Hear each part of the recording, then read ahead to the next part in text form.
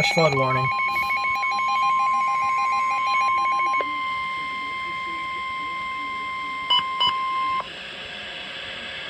Issued at 2:13 p.m. Pacific Daylight Time.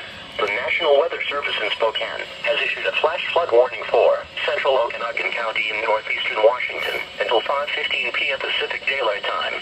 At 2:12 p.m. Pacific Daylight Time, radar indicated a thunderstorm reducing heavy rain across the warned area.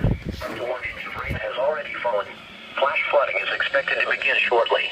Some locations that will experience flooding include northern sections of Winthrop, Memorial Campground, Flat Campground and Falls Creek Campground, and extreme northern portions of the Carlton Burns Car northwest of Winthrop. Move to higher ground now. Act quickly to protect your life. Repeating, a flash flood warning has been issued until 5:15 p.m. Pacific Daylight Times for the following county: Okanagan, Washington.